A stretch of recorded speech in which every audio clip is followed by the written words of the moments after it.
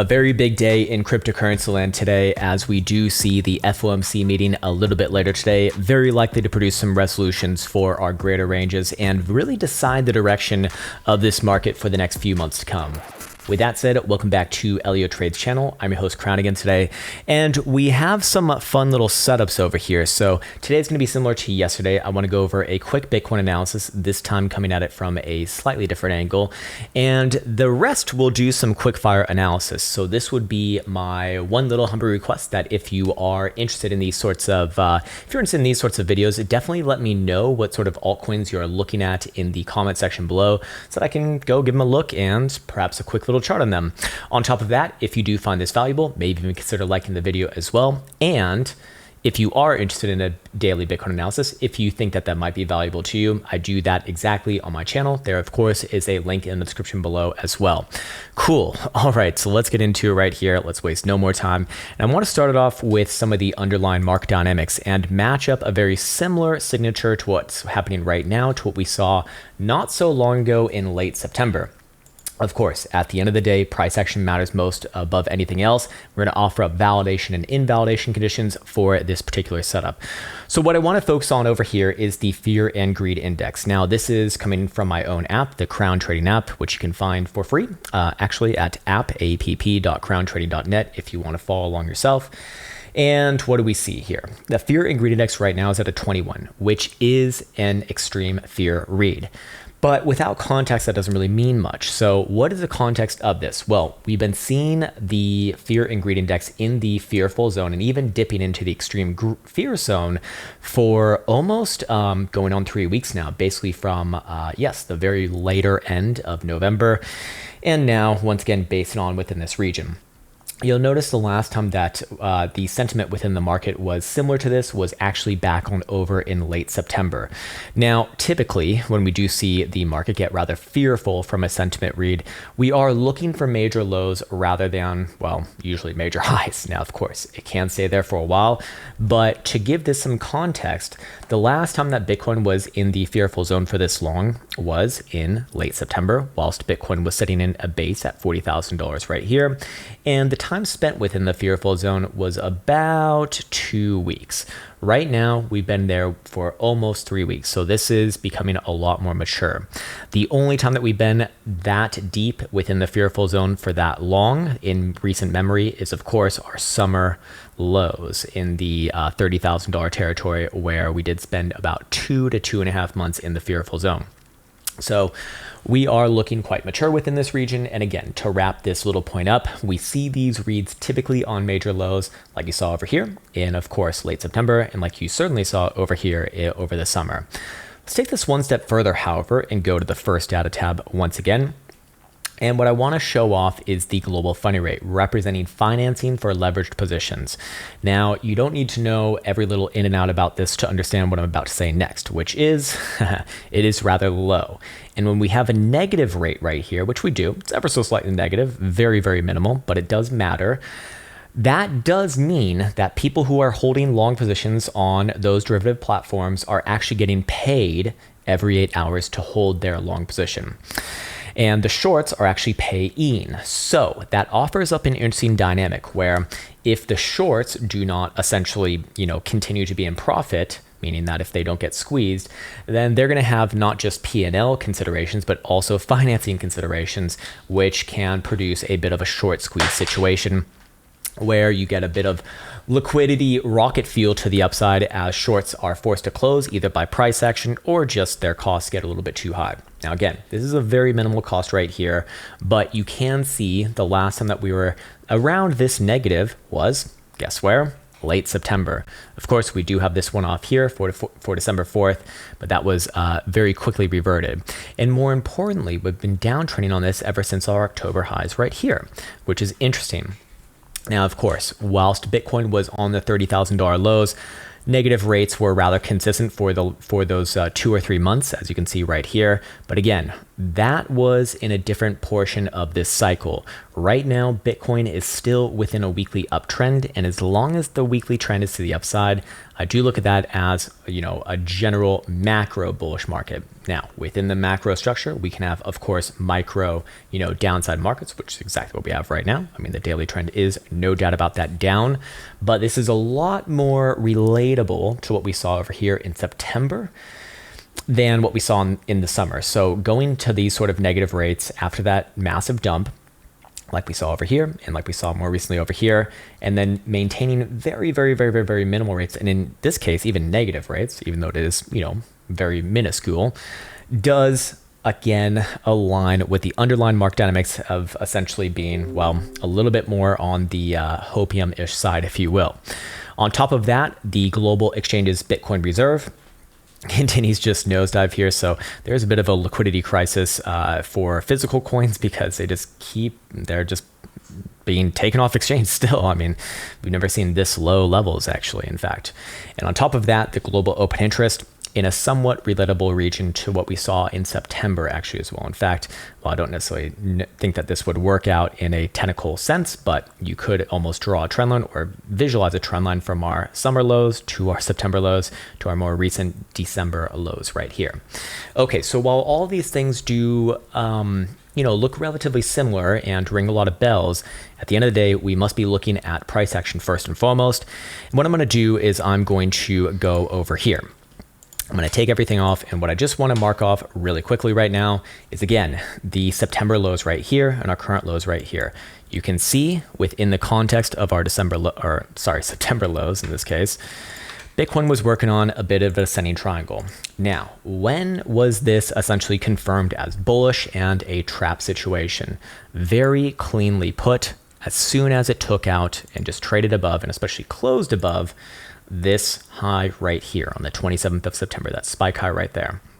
As soon as it did that, off to the races, basically didn't look back for the next 25,000 bucks, and fair enough, not bad. That's just the way that Bitcoin likes to do things. Now, of course, our more immediate price action over here, relatively similar. We have those same declining highs, right? And we have about the same lows right here. And if Bitcoin were to resolve this as a bear trap to the upside, we'd be looking first and foremost for this area right here. And that's about 50,800 on a wick basis, or just a daily closing high above about 50,500 or so.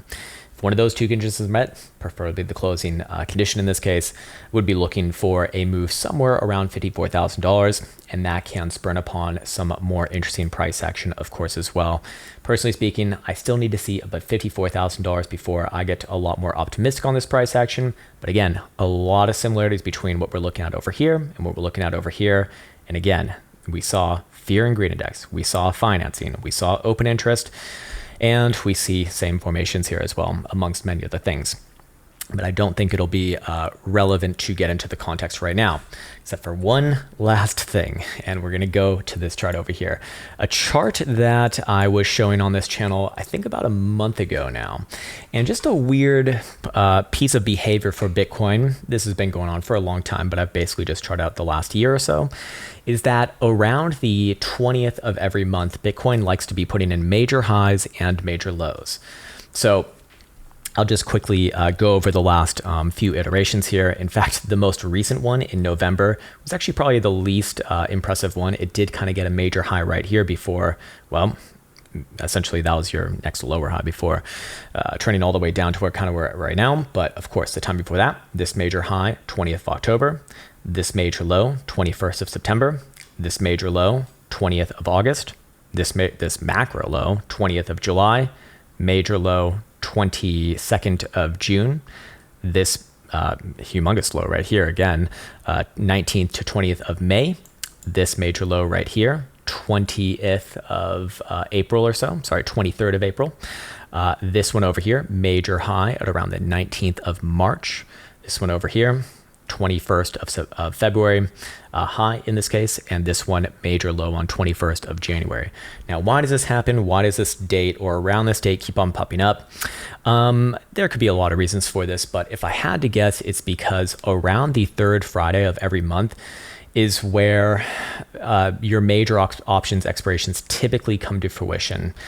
So there's a lot of rebalancing for big portfolios that come upon that because they are usually using derivative products like that, like options or futures, but in this case, options, at least for this thesis, to essentially manage their risk. And so they will have to make decisions and usually run the market in this case. And so we are quickly coming into the 20th or 19th of December, obviously.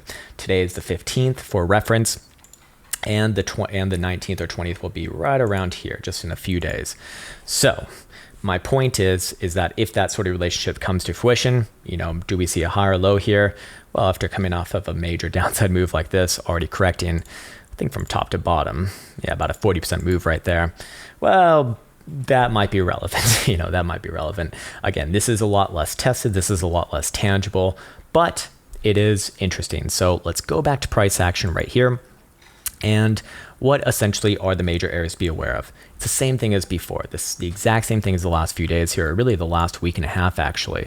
Below 46,500, big problems for Bitcoin on a 12-hour or daily closure. I would be looking for big moves down after that point, somewhere around the $43,000 to $44,000 region, something like this right here, if that condition is met.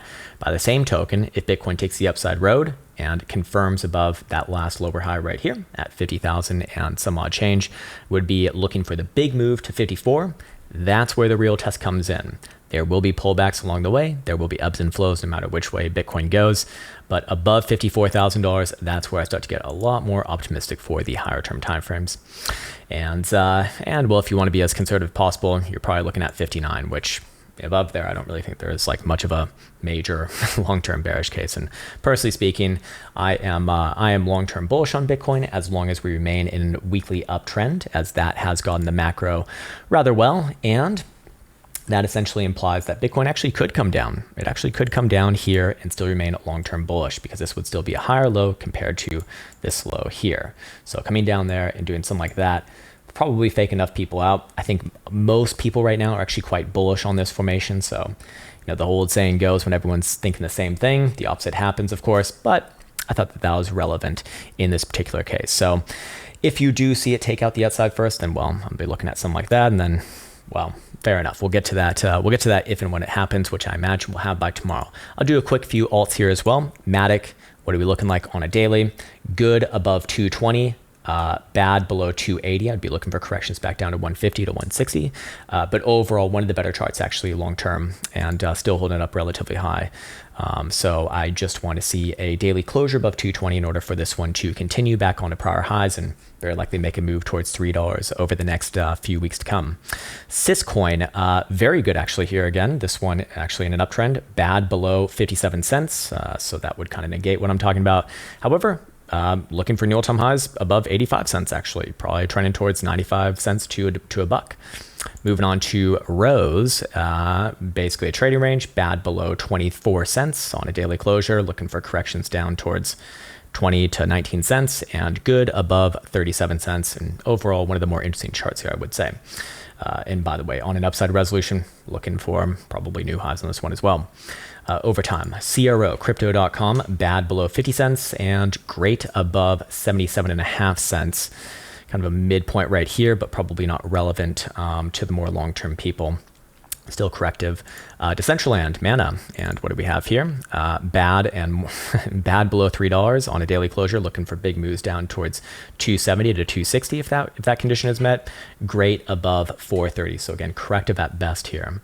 And then the last one we'll do for today is Atom. Atom is hanging on to the lows right now. Bad below $20.